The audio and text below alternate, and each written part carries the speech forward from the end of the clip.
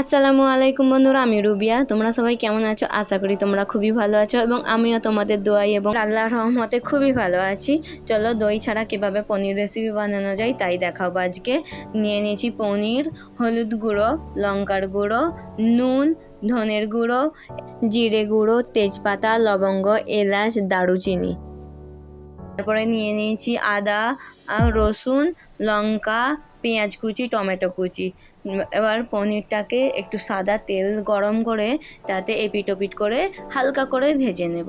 ভেজে নিয়ে সেটা তুলে রাখবো এবং ওই তেলেতেই তেজপাতা, লবঙ্গ, দারুচিনি এবং এলাচ আর শুকনো লঙ্কা দিয়ে একটু নেড়ে চেড়ে তাতে দিয়ে দেব পেঁয়াজ কুচি। পেঁয়াজটাকে 2-1 মিনিটের মতো ভালোভাবে নেড়ে চেড়ে তাতে দিয়ে দেব আদা আর রসুন, 2 কোয়া রসুন এবং 1-1.5 ইঞ্চির মতো আদা। সেগুলোকেও 1 মিনিটের মতো নেড়ে চেড়ে নেব এবং টমেটো কুচি দিয়ে পেঁয়াজ এবং টমেটো কুচিটা ভালোভাবে সিদ্ধ করে নেব। সিদ্ধ করার পর দিয়ে দেব লঙ্কা। আমি কমই লঙ্কা দিয়েছি, তোমরা যে যেমন ঝাল খেতে ভালোবাসো সেটা দিয়ে দেবে। লঙ্কার পেঁয়াজটা সিদ্ধ হয়ে গেলে গ্যাসের ফ্লেমটা হাই করে ওটাকে ভালোভাবে একটু লাল করে নেব। চলো, লাল করা হয়ে গেলে আমরা এটা থেকে গোটা মশলাগুলো বাদ দিয়ে দেবো আর এই সবগুলো একটা মিক্সির জারে দিয়ে আমি পেস্ট করে নেব। তারপরে একটু সাদা তেল নিয়ে সেটাকে হালকা গরম করে তাতে মশলাগুলো দিয়ে দিলাম।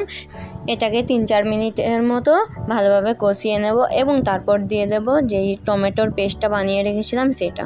এবার এটাকেও ভালোভাবে কষিয়ে নেব।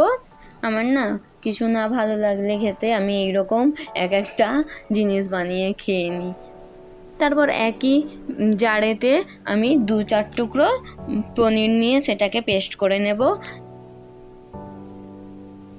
মশলাটা থেকে তেল ছেড়ে গেছে, পনিরের পেস্টটা দিয়ে দিলাম। এবার এটাকেও ভালোভাবে কষিয়ে নেব। কষিয়ে নেওয়ার পর একটু সামান্য চিনি দিয়ে নেব, কারণ পনিরের তরকারি তো, তাই চিনি না দিলে একটু ভালো লাগে না। চিনি দিয়ে ভালোভাবে কষিয়ে নেব এবং তেল ছেড়ে গেলে তাতে পনির দিয়ে দেব।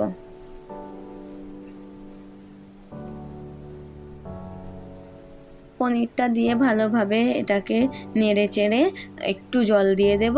যে যেমন গ্রেভি খেতে ভালোবাসো সে তেমন জল দেবে। আমি একটু গ্রেভিটাই করেছিলাম।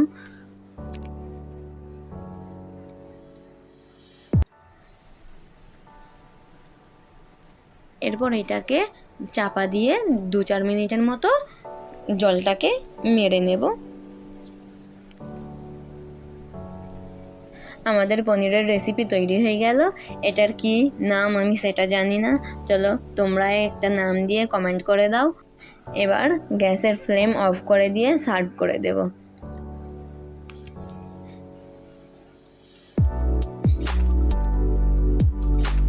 ভালো লাগলে লাইক শেয়ার করে দিও আর চ্যানেলটি সাবস্ক্রাইব করে দিও।